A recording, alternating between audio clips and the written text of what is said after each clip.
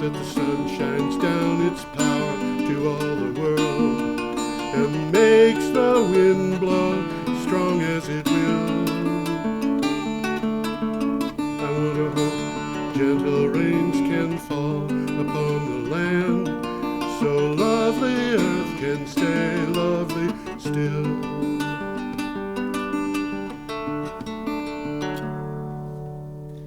Hello, ladies and gentlemen. Welcome to the number 389 edition That's of the number I got. Yeah, of Energy Week. We're back to counting again. I had not realized that 5 shows that were never really broadcast had been included in the count. This is what I get for trusting a computer. But so I got to ask you, what difference does it make? Well, you know, it's nice to be accurate. It's nice to be right. You know, I don't want to have somebody come and say, you've been lying all these years because you've got the count wrong. So how can I trust you on energy? Anyway, every day I collect news about energy and climate change, and I put it up at my blog, geoharvey.com, and you can go there. Today's show is recorded on the 22nd of October, and That's today. That's today. And it starts on the 15th of October, which was a Thursday. And you can go to geoharvey.com and click on the calendar date of the show that we are talking about. Find the show if you want to read the article if you want to read it. Some of them are well worth reading. Oh, yeah. I'm trying to call that to your attention because some of them are almost must reads. Yeah, I would say so. The other thing that you can do is BCTV has basically a script of the show and a link to the script of the show that Tom and I use. I call it a script. It's really just something to improvise on. So we'll start on the 15th of October. We have a picture of a storm over Bavaria. So let's get that picture here. up, and I'll talk while you're putting it up. This is from Environment Journal. That's called, appropriately enough, Storm over Bavaria. Yeah, by golly. And the article says, a staggering rise in the number of natural disasters. How do you create a natural disaster? Yeah. A report from the UN Office on Disaster Risk Reduction says that there were 7,348 disaster events recorded worldwide in 2000 to 2019, 20-year period, with 1.3 million fatalities and $2.97 trillion in losses. That's a lot of money. That's a lot of money. There were 4,212 reported disasters and 1.19 million and 1.63 trillion in losses in 1980 to 1999. So it's almost double. Yeah, the cost has almost doubled. The number of disasters is up by 65%. And the costs, by the way, are adjusted for inflation.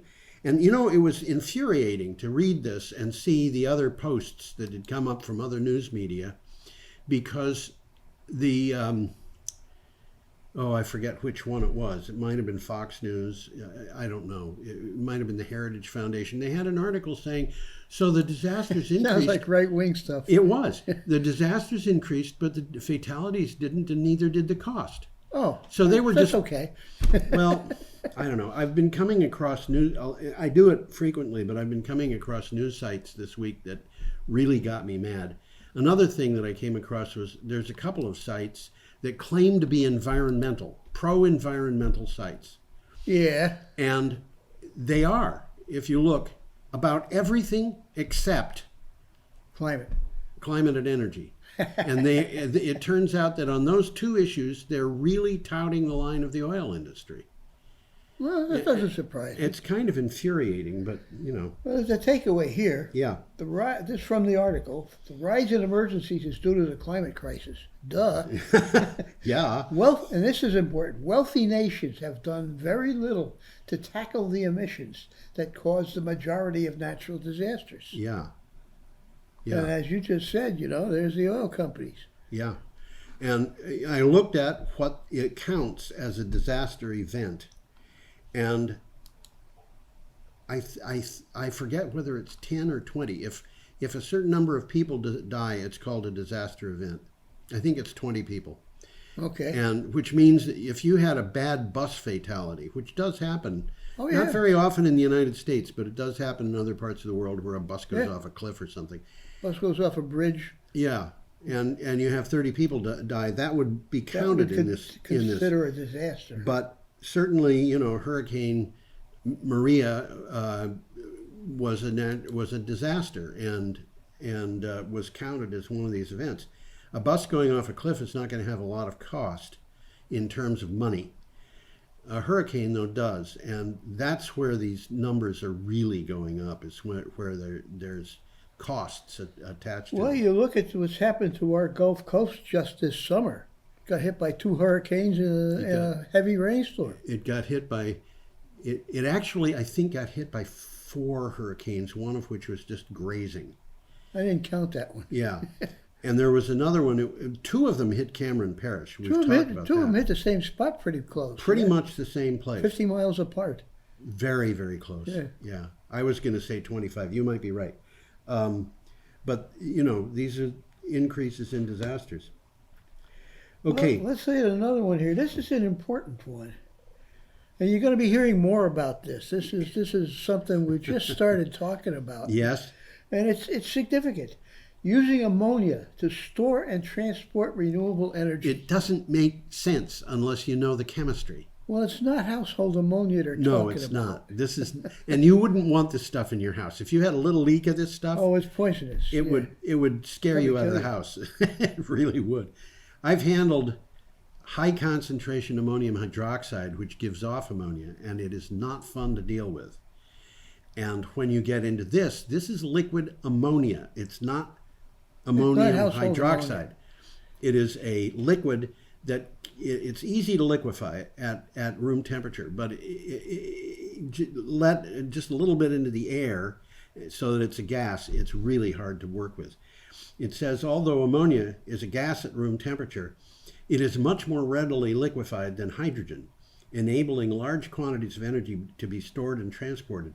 It can be used directly in fuel cells. It can be converted back into hydrogen, or it can be burned as an internal combustion in an internal combustion engine.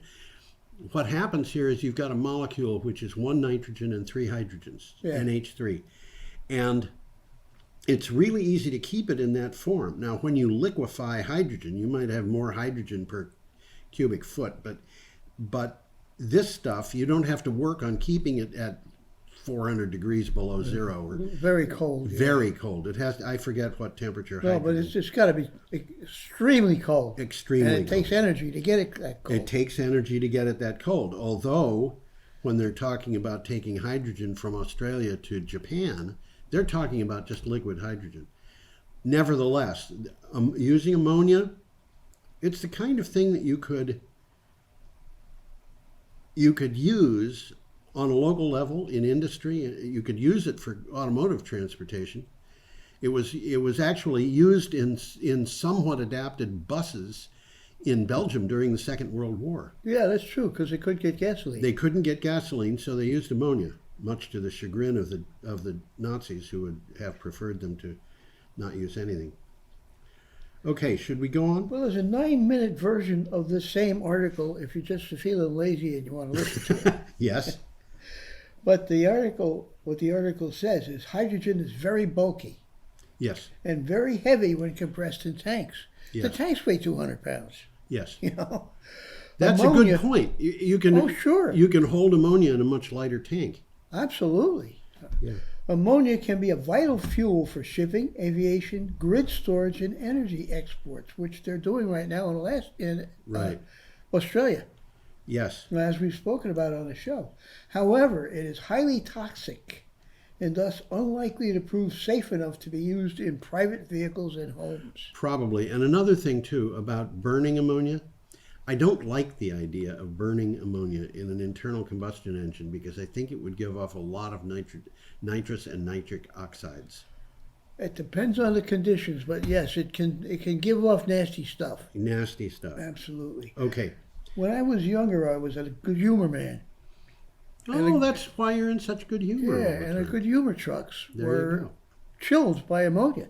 go. Oh, wow. And when you came in off the shift, you had to hook the truck up to ammonia pipes, which are hanging from the ceiling. And every once in a while, one of them slipped or broke, Ooh. and it stunk. Really, Oh, really man. stunk. I used I to mean, we work. didn't realize how toxic it was. I used to work in a plant where there was a room called the precip room, which is where they precipitated a chemical that they were after, and it was zinc chloride would get precipitated against ammonium sulfide to make ammonium hydroxide and zinc sulfide. They wanted the zinc sulfide That's what they were looking for. in a particular purity. You know, this was, and that room smelled so much of ammonia that people who didn't work in that room found it very difficult to walk in.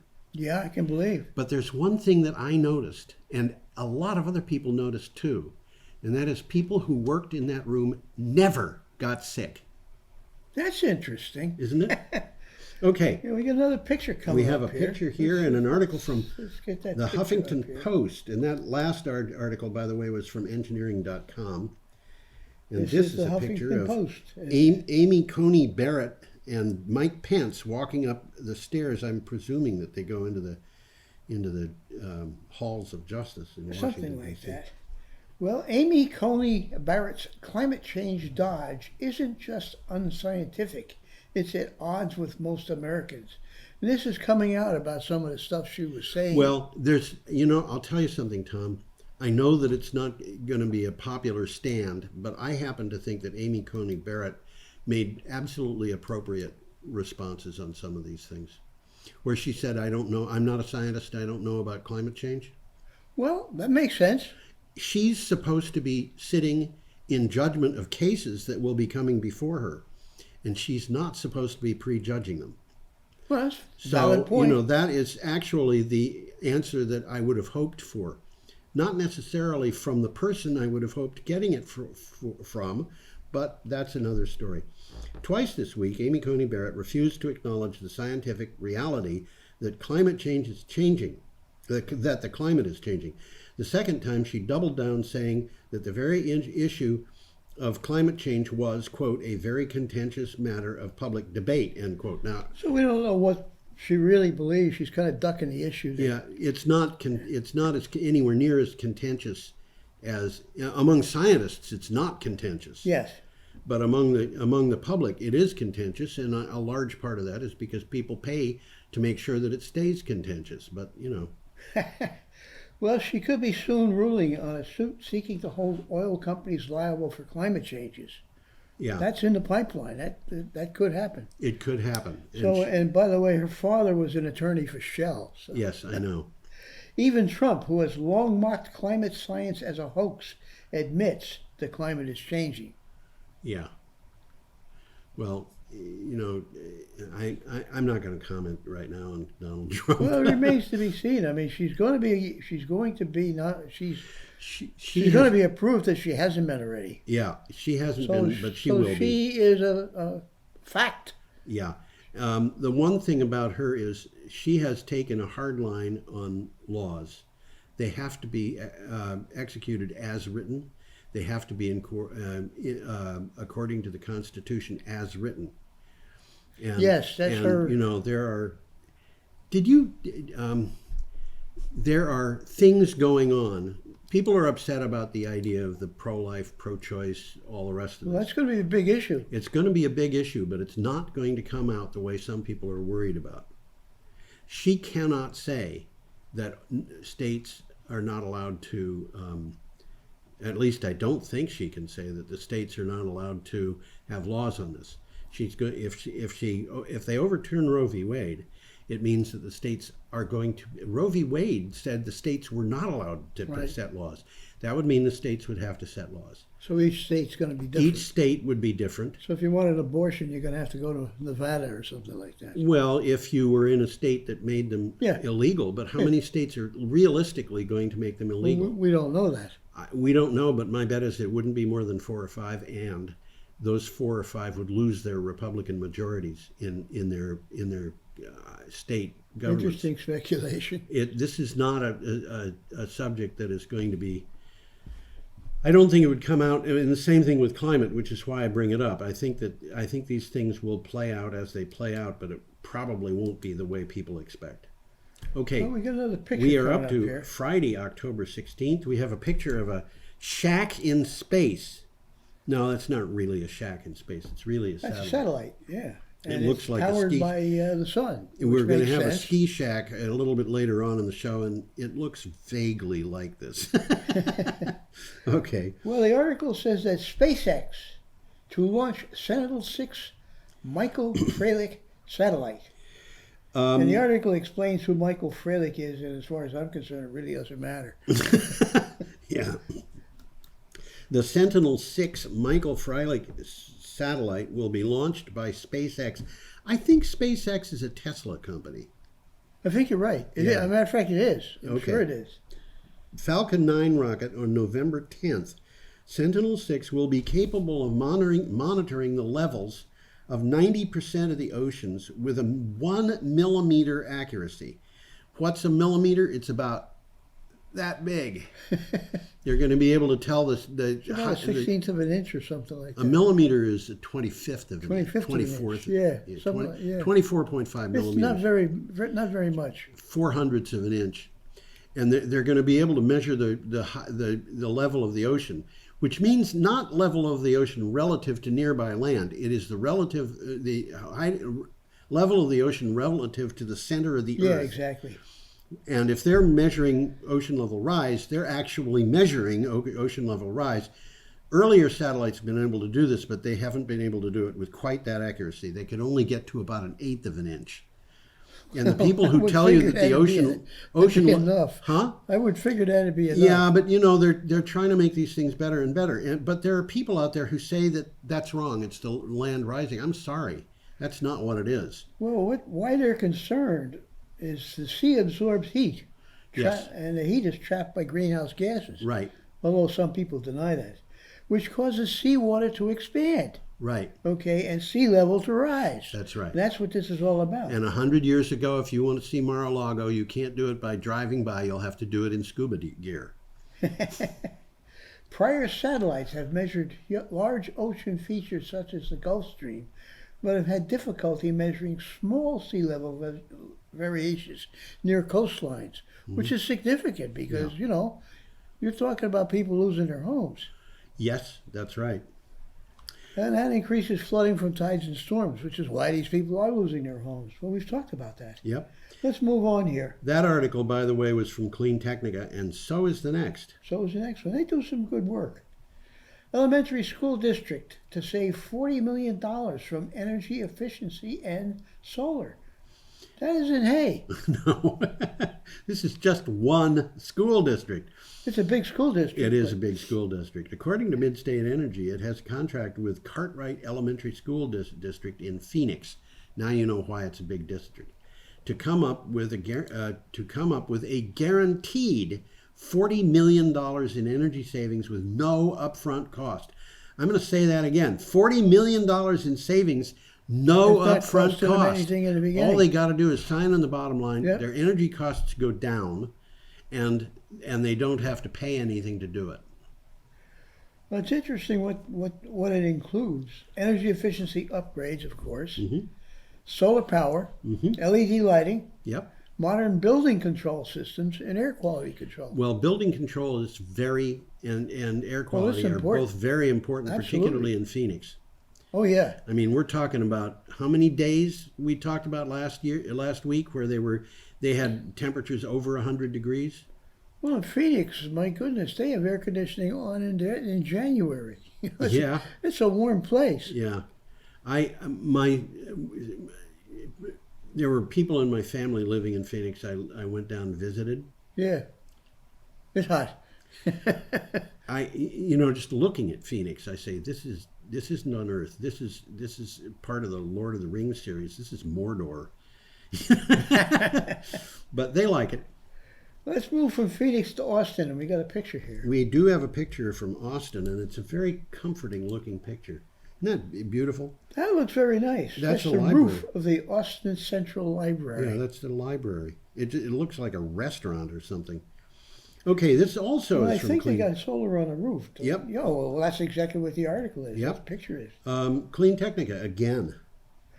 Solar saves Austin Central Library $100,000 a year. This is the same kind of thing as the previous absolutely. article. It repeats the last one. Austin, Texas has a goal of reaching 100% carbon-free electricity by 2035. Now that goal is saving it money. Austin Central Library has gone solar, and it's saving a lot of money as a result of that. Specifically, from a 180 kilowatt, this is not gigantic. This is respectable. A solar array on It's its significant, roof. but it's not, as you say, not gigantic at all. And you know what's funny about this? I told you that there were websites that claimed to be green, but they were touting an oil industry line.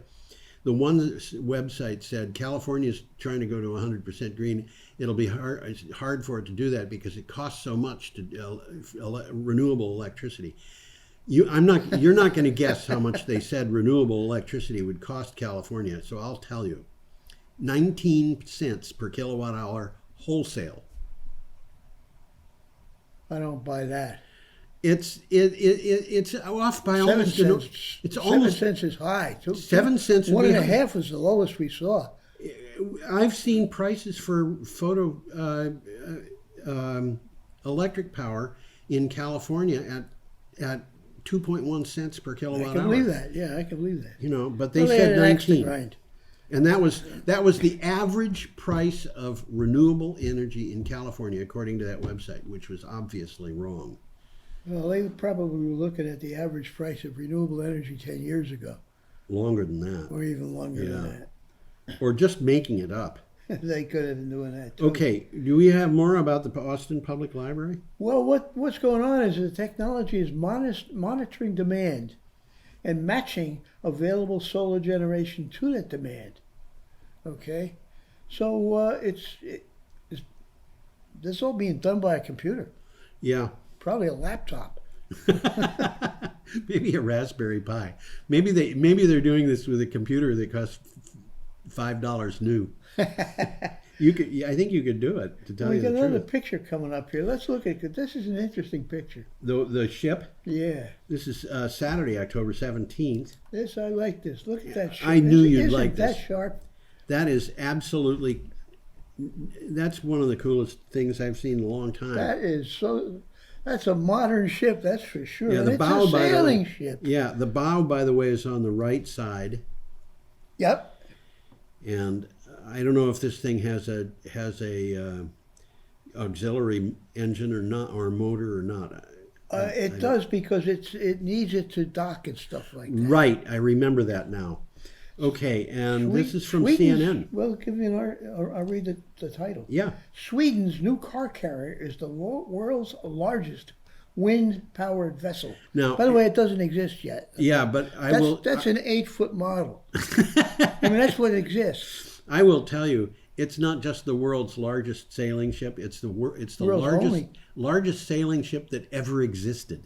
Yeah, oh, for sure. I mean, this thing is a 35,000-ton ship. Well, I got some stuff to read about it after Yep. you talk. Ocean Bird is a wind-powered transatlantic car carrier. Is being designed by Swedish shipbuilder Wallenius Marine with support from the Swedish government and several research institutions. The 35,000-ton ship will be powered by 5 telescoping I'm gonna put that rigid picture up sails. Those sails can be brought down vertically, and Well, talk about that. Yeah. It's not all that much. the ship is 650 feet long. Yeah, It's got a capacity for 7,000 cars. It's a car carrier. Yeah. Okay. Similar in size to the conventional car carrier. yes. Okay. The vessel's hull is topped by 5 telescopic wing sails, so they move up and down. Yeah, and Okay? you know, while and you- each one at its max is 260 feet tall. Yeah. So these are the tallest ship sails ever constructed. right, and I had an idea while you were talking. They're capable of rotating 360 degrees. Yeah, They can be retracted to 195 feet in order to clear bridges. Okay. Conventional car carriers use an average of 40 tons of fuel per day, and these don't use any. Yes. Okay, and it's got a top speed of 10 knots, so it's slower. It's going to take around 12 days to cross the Atlantic But that's instead okay. of 7. That's okay. It is. I You mean, know. so you get your car 7 days later. So what? Yeah. It's If- only if for you wanted to- BMWs and Mercedes anyhow. If you wanted to use the car if you wanted to use the car tomorrow, you should have bought it yesterday. you should have bought it today instead of having to buy it 10 days ago. Well, that's not what they're talking about. I know it. It's you know. Well, we what got can I another say? picture coming up. This here. one is important. It is important. This is very significant. Yeah. I'm glad we got And this that is from picture. Clean Technica. GM Factory Zero. Huh? GM rebrands the Hamtramck plant as Factory Zero. So they're giving it a new name. Yes, and it says the Hummer is going to be available in late 2021, and we will get into that. I don't remember. I got some notes on that. Yeah, GM Motors has committed to a future of zero crashes, which means some kind of smart driving. in the I car. think they're talking, smart cars. Zero emissions and zero congestion. Well, they got to be talking smart cars. Yeah. Now GM says it's Which are coming. Driverless cars are coming. It's it's rebranding the Detroit Hamtramck Assembly Center as Factory Zero. It is being reconfigured for all EV assembly at a $2.2 billion investment. Well, it's interesting that GM is doing it because they kind of been dragging their feet on electrics. Well, they started, you know, it's so interesting watching the stock market. The Dow Jones Automotive Index was basically flat from the time Donald Trump took office until about a year ago. And that's when the automotive companies started talking about really seriously going into electric. So then it started going up. It started going up. It was hit badly by COVID-19, but then it started going up seriously, and now it's up about 150%. Well, the electric car is a thing in the future. I mean, there's no question about it. It will economically dominate eventually. When Tesla did not get put on the I forget which index it was, but it wasn't put on an index, and a lot of stock investors thought it should have been and were expecting it. And so when it wasn't, they sold. Yeah. And the price of Tesla went down so much in one day that Tesla lost market capitalization that was equal to the market capitalizations of GM and Ford put together. Wow. Now, All based basically on a rumor. but you know, it tells you something about these electric cars. People are expecting something out of this, and they aren't expecting the internal combustion machines to be used much longer. Well, they're not going to be economically viable. No, if people stop driving gas-powered cars, the gas stations will go out of business. That's what's going to happen. If you're driving a gas-powered car, what are you going to do then? Well, I think the gas stations are going to have to start going electric. Yeah, but I mean, if you really want the gasoline and there's no gasoline in Brattleboro, what do? Drive to Keene or Greenfield to get it? You hitchhike. That's like You hitchhike with a big can. Yeah, that's right.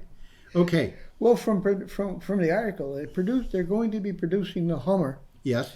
and a Hummer pickup truck. Right. Okay, which I've never seen. And the production is expected to begin at the end of next year. So they're getting there. We don't have Hummers, pictures of the Hummer No, I don't. this week, but we will have a picture next week. Okay. The plant will produce multiple models and will have the same volume as the former Hamtramck facility. Right. Okay. In addition, and this is a new thing for them, battery cells will be assembled into modules and packs there. Yeah. They're not going to be making the batteries, but they're going to be assembling the batteries, Right. which they never did before. Right. And once fully, this is an interesting thing, once fully operational, the plant will create more than 2,000 manufacturing jobs. Yeah, So this is not a small plant. that's right. Well, you can look at that picture. you Let's can get the see that picture it's up. not a small plant. I mean, I ought to be able to find that picture. That's a big plant. That's a big plant. I mean, And that's what's going on now. They're in the yes, process of remodeling. and just look that you're looking at an end of the plant that looks like it's 150 yards away. It is easy. And there There's are more than that, people probably. on the floor, not very far above the bottom of the picture. They're just a little bit to the left of center. They're a quarter of the way up and a little bit left of center. Two guys wearing orange vests. Actually, four guys wearing orange vests. Those people are not big compared to that plant. That plant is tall and it's long, and we don't know how. Well, it's three. It looks like three large stories. Oh yeah, large stories. I would say that it could be. It's probably equivalent to a 4 or 5 story building. I would say yes. So this is big. Anyway, should we move on? Yeah, we got another one coming We up. have one from Solar Power World. And this is called EDF Renewables. Acquires a 4.5 gigawatt. Gigawatts or bigawatts? Man, Solar portfolio. EDF Renewables North America and Genix Solar announced the close of an agreement of up to 4.5 gigawatts. That's AC gigawatts.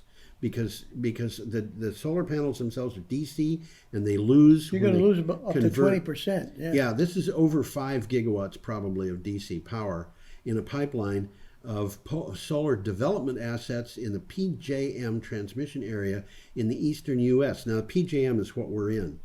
No, we're not.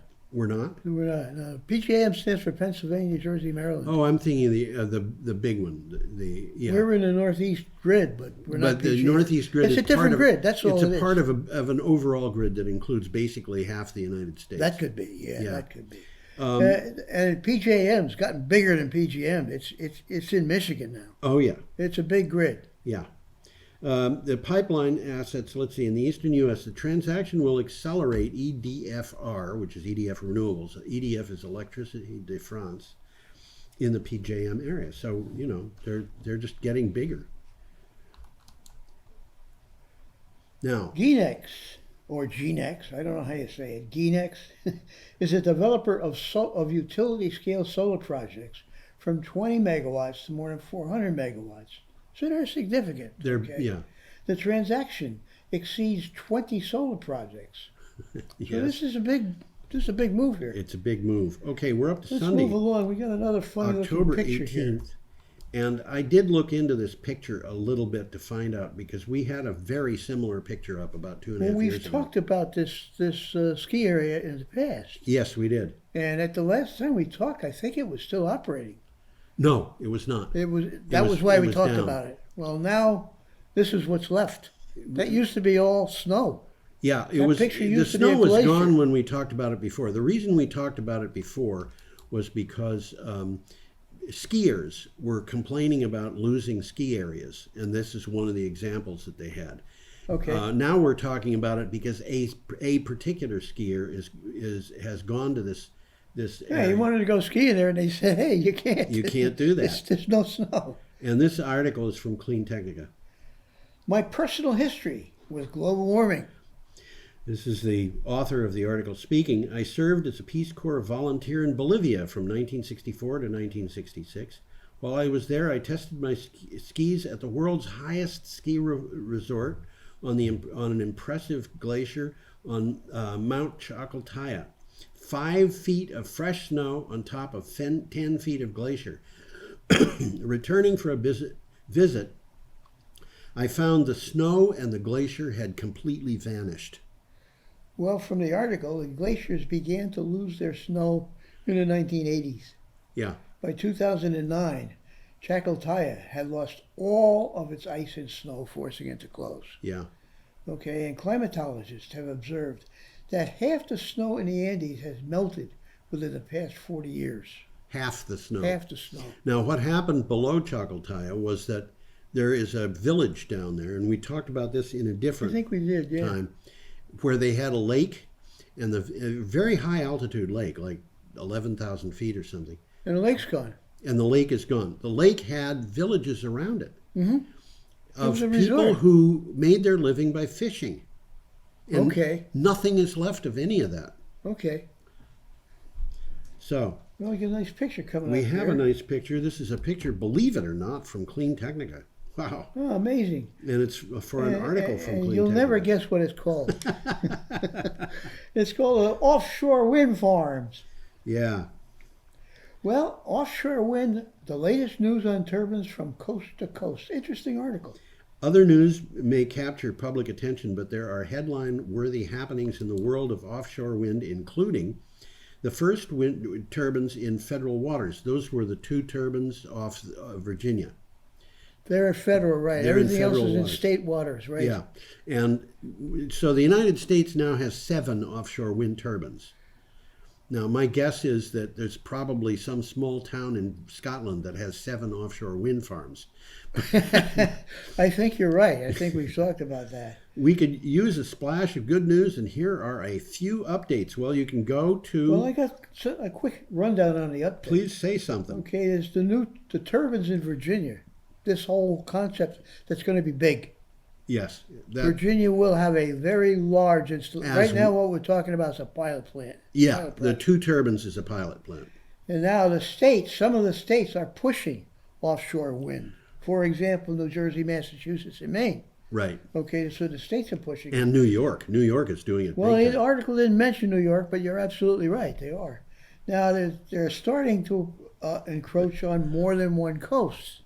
We've talked about the Great Lakes, and they're happening in the West Coast. Right. Even though they don't have a shallow continental shelf, So they're putting floating turbines they up have to there. have them floating.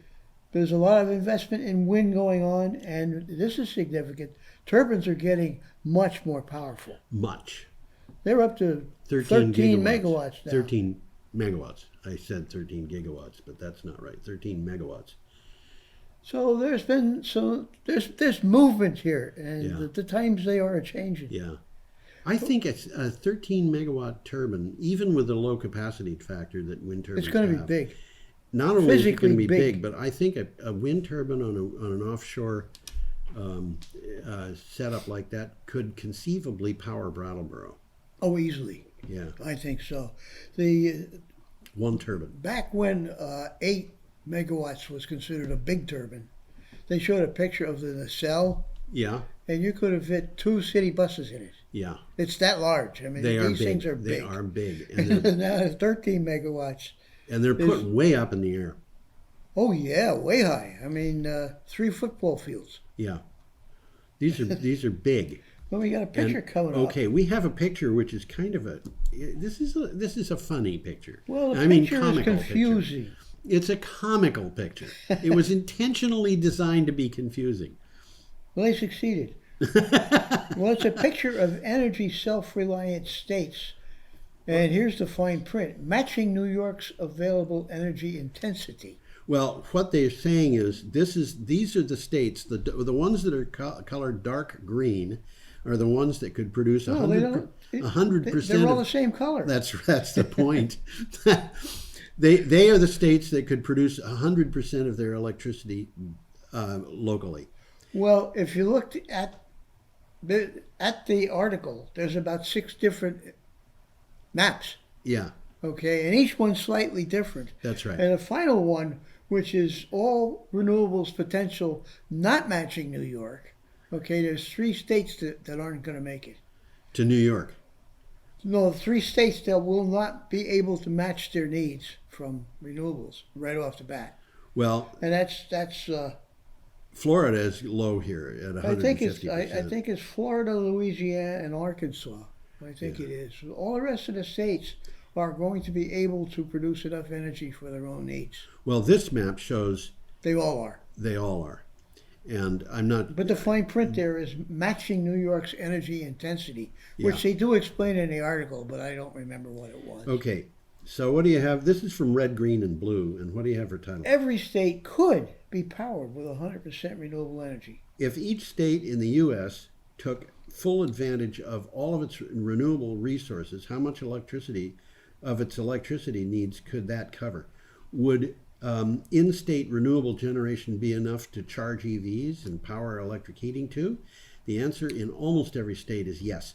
And That's exactly what they're saying. That's the thing about what you were just saying is, if you're talking about matching the potential of New York State, you're talking about this map in which all of Exactly. the states are green. So what happens when you throw into that a change in demand for cars, for air conditioning, and You're only Florida? knocking out 3 states. Yeah, Florida is low because there's going to be a lot of need for air conditioning there. Well, back in 2010, only 32 states met this self-reliance standard. Right. Okay, that wasn't very long ago. Most states were talking about 25% renewable energy. Now they're talking about 100%. Right. Okay, now well, that's the next statement. Several states have made commitments to 100% renewables. Yes. Okay, the bottom line, improved renewables technology would allow every state to produce 100% of electricity from local renewable sources. Right. Absolutely. And by the way, these are all utility scale sources. They're not talking about rooftop solar, Yeah, which would which would change that picture entirely. yeah. Well, we can get about 55% of our needs in Vermont met by rooftop solar. And it's happening as we speak. Yeah.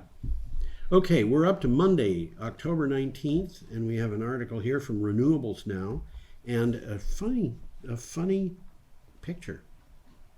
And I have to do about Let me something get that about picture that. up there. Yeah, this is a kind of a crazy picture. Well, the picture's up already. Whoop. No, it's not. It was up. There we go. Now, I'm looking at that, and I'm trying to figure out what's going on. I can tell you what's And going it on. looks like those are floats, and they Those go are up floats, and down with and the they tide. go up and down with the tide, with the waves, with whatever. And then in that and then- conical thing in the bottom is a generator. Is a generator. And those things, because they're going up and down, generate electricity in each of those things, which is weighted and down to the So all it has to do is the tide, not the currents. not the currents. No, It could be. just the It's tide. going to be partly the tide, but it's going to be more than that. It's going to be waves. The waves are going to have it going up and down. Well, they're going to constantly. produce electricity too. Yeah. Absolutely. Well, the government of Western Australia, which by the way is a state, Yes. okay, has approved development. Well, that's what you're going to say. Yes. Western Australia okays renewable power export project. You know what? Yeah, This picture is not with that. this It's- picture's on the next It's the one. next one. But let's talk about that anyway. This is from Argus Media.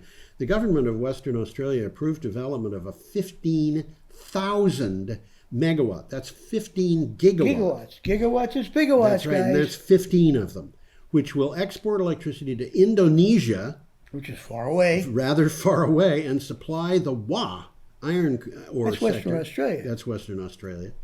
In the first stage of proposed Asian renewable energy hub that is targeted to expand to 26 gigawatts.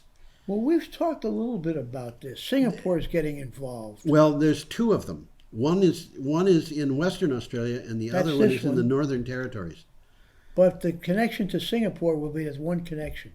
Okay, yeah. Because this one's going to move over to the east and You know, hook up. they're talking about, if you combine, the one in Northern Territories is 10,000 megawatts. This one is slated to be 26,000 megawatts. That's 36,000 megawatts, which is the equivalent of eight, maybe 9 large nuclear power plants. And they're Easily. going to be built out in the desert Where there's nothing else. where there's nothing there. Well, there are a few things there. There's desert Well, most birds. of Australia is desert. Yeah, and they're going to About 50 to 100 miles from the each coast is about the only habitable part of Australia, that and Alice Springs. which is right in the middle. Right in the middle. Okay, the town like Alice, by the way, is one of my favorite books. I don't know if you've ever read it. No, I've never even heard of it. It was written by he was an English author who moved to Australia, wrote some really. He was the guy who wrote On the Beach. But nevertheless, these things are gigantic. I've never heard of other renewable energy hubs that would be this size. And they're planning on. Australia's getting their act together here. They're And- going to be definitely a Saudi Arabia of Well, the renewables. federal government of Australia is anti-renewable. But they're not. they're not getting anywhere. They're not getting anywhere. The states are pro-renewable and are doing end Generally runs around the speaking, government. it'll be interesting to see what happens in the upcoming Queensland election, because that particular one might get thrown to the Liberal Party, which is anti-renewable. But nevertheless, what's going on here is that they're building these huge hubs, and they're going to be exporting from the hubs electric power to the mines. They'll probably wind up exporting electric power to the local grids, but they're also going to be manufacturing hydrogen. Well, that's what they're doing. Yeah. Yeah, they're going to be generating all of this power. What do they do with it?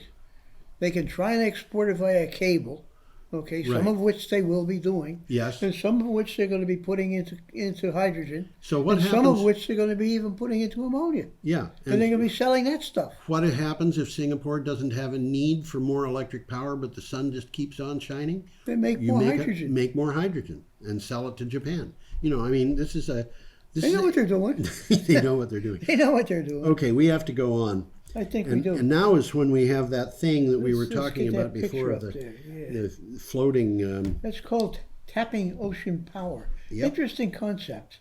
Let nature design your renewable energy strategy.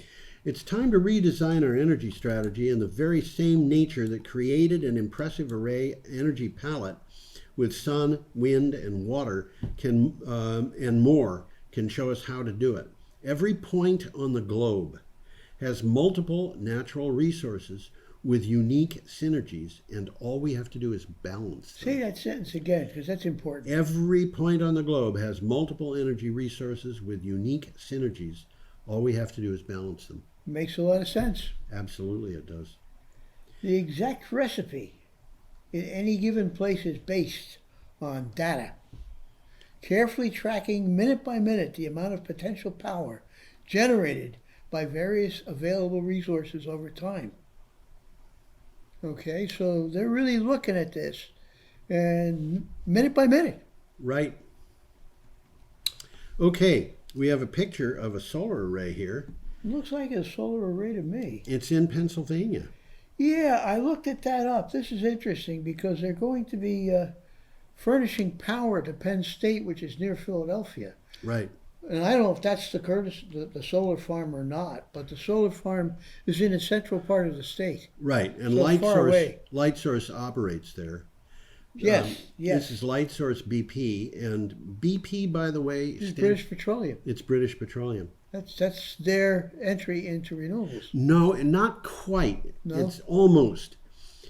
Light Source existed before Light Source BP. Okay. BP bought 43% of Light Source, Okay. and that's why they renamed Okay. it. Okay, what did you read the title? Penn State now purchasing renewable energy from solar farms. Penn State has recently begun purchasing energy from 3 recently built solar farms in Franklin County. I'm not sure where Franklin County is. Well, it's in the exact middle of the state along the bottom border. Oh, okay, good. From east to west, it's in exactly the middle, Yeah, but it's on borders with Maryland. right. In a different place than Franklin counties that are near Brattleboro. Very much different. Okay, that's according to a university release. The purchase is part of a larger goal for the university to have more sustainable, to be more sustainable and reduce greenhouse gas emissions. Okay, Well, we should. Penn State agreed to purchase 100% of the electricity Yeah. generated by the projects. So these guys aren't sticking their necks out. They know they got a Well, market. of course, you don't have to stick your neck out to build solar farms. Not at all. Well, Okay. the solar farms are going to produce 25% of Penn State's total electricity needs across all of its campuses. Yeah, And they got more than one campus. yeah. And Okay. they're going to save $14 million over the next 25 years. I like some of that, you know. I would too. Okay, we're up to Tuesday, October 20th. Oh, it's a little bit of local color. We have an item from the Brattleboro Reformer. And unfortunately, we don't have a picture. Yeah, Windham County Sheriff purchases a Tesla to add to the fleet. electric vehicles are showing up all over the place. in your neighbor's driveway, in the local public works department, and in bus fleets around the nation. Now, Windham County Sheriff's Office has one, and it will save the taxpayers a lot of money on fuel and repairs. Well, it's the first Tesla in the country to be used as a police car. No. That's what the article said. Really? The cost of driving this vehicle is approximately 3 to 4 cents a mile, compared to 10 to 20 cents for a gas vehicle. Yeah. And the Tesla will be used for administrative purposes mainly. Okay, however, it will have police lights and a siren. You know, Tom, you and I have both been town meeting reps. Yes. In Brattleboro. And one of the, although you haven't been in the last couple of years, one of the things that I, keep telling people at the meeting, not necessarily standing up and saying it to the meeting, sometimes it's to individuals, we need to start looking into Teslas, possibly other electric vehicles, as police cars, because these police cars would get obsoleted out when they're 3 years old because they're beat. Well, one of the things that happens, and this is significant, is when police cars are operating, they're at a site of an accident or something like that, they all leave their engines running. That's right. They and have they do to. that so that the electronics in the car work. And so that when they jump into that car and start moving, they're going to start moving. Yeah. So these electric cars eliminate that a tremendous amount of savings. And that business of idling is very destructive to those engines. Okay, we've got to move on, Tom, unfortunately. But we do have a picture. We've got two pictures in a row here of fires, and it really bothers me. And both of them, in this case, are Cameron Peak Fire. That's the Cameron Peak Fire, yep. And this particular article is from CBS News. Colorado's record-breaking wildfires show climate change is here and now. Yep. The article's got a bunch of good maps on it. Right. The Cameron Peak Fire, a few miles west of Fort Collins, Colorado, has engulfed over 200,000 acres and is still growing. It is now the biggest wildfire in Colorado, not the United States. No, there's bigger wildfires elsewhere. It's the second fire in the year 2020 to set a record as the largest wildfire ever in Colorado. All of Colorado is experiencing both heat and drought. Yeah. Which go together, really. Yeah. 97% of the state is in a severe, exceptional, or extreme drought categories. It's not just Colorado. Much of the Southwest is bone dry. There's a map of that. It's real. Isn't this where we were 3 years ago? I think we were, had absolutely. This awful ongoing drought, and then all of a sudden everything got slammed by heavy rain, and now we're back to the drought again. Well, this came from the article. It's not about Colorado, it's about California. The August Complex fire in California burned over 1 million acres, which is more than the size of the state of Rhode Island. Just one fire. Yeah. Okay, our next item is from CNN, no picture. No, got no picture there, do we? No, there's no picture. The oil industry is in crisis. Yeah. ConocoPhillips is doubling down. That's the title. Okay. Despite the gloom and doom in the oil industry and the specter of a blue wave in Washington, ConocoPhillips is doubling down on crude in a major acquisition. The company announced a $9.7 billion all-stock takeover of Concho Resources, a Permian Basin fracking company. And this reminds me so much. Huh? That's a big gamble. Well, it reminds me so much of one of the oil companies, and I can't remember which one, buying a couple of other coal companies, buying a couple of other coal companies because the prices were low. Yeah. And the thing that they didn't realize was the prices hadn't hit bottom. And it went broke because it had levered itself into a lot of debt. Well, here, it's an all-stock takeover, which is kind of smart because it means I'm giving you a part of the company. They're not owing more money because of this. No, it was a stock transfer. But nevertheless, all it means is that these resources whose values are going down are being aggregated into one place.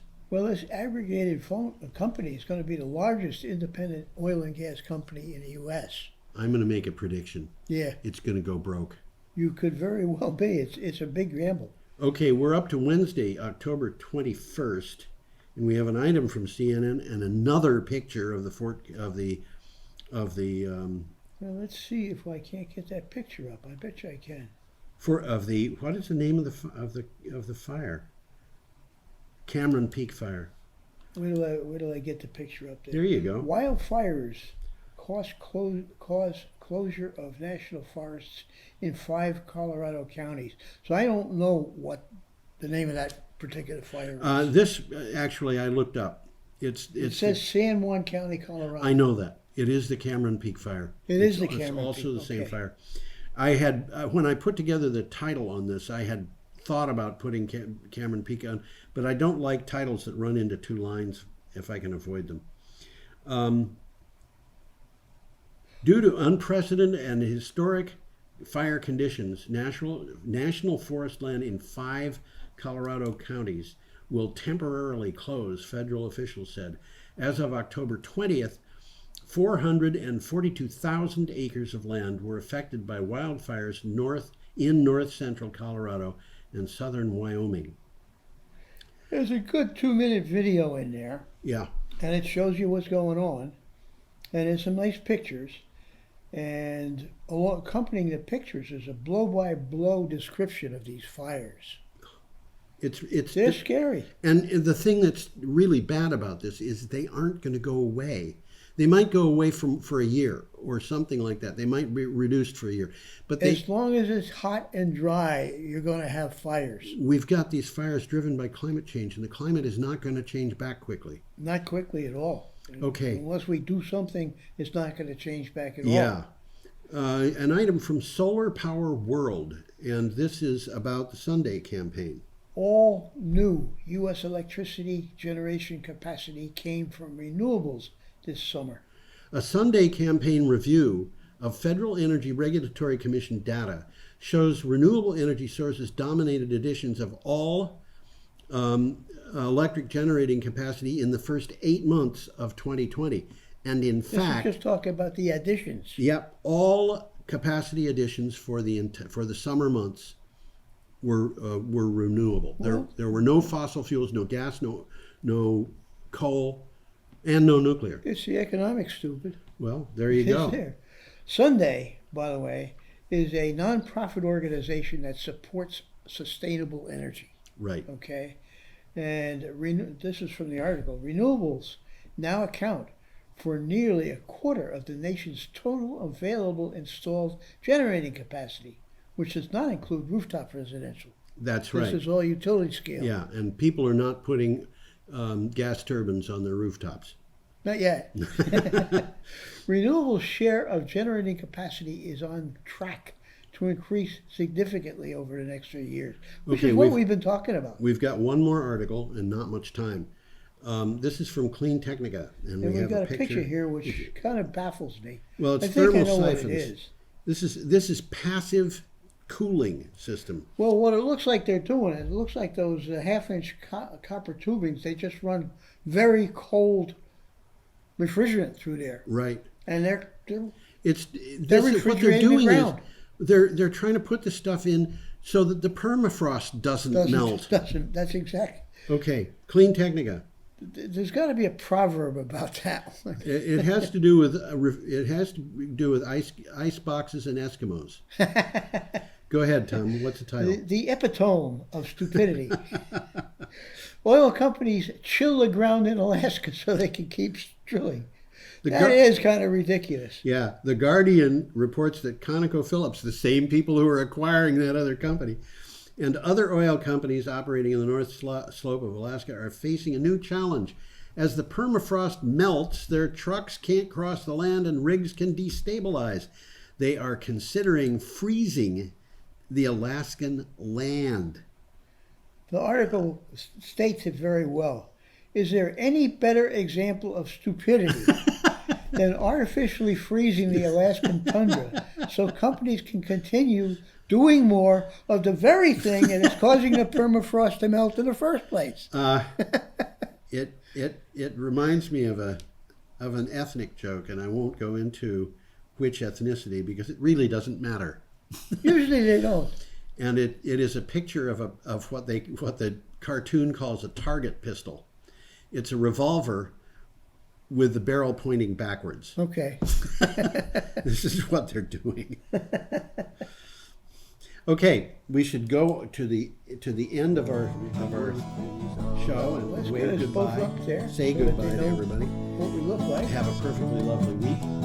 And there we are. There we are. Adios. Come back next time.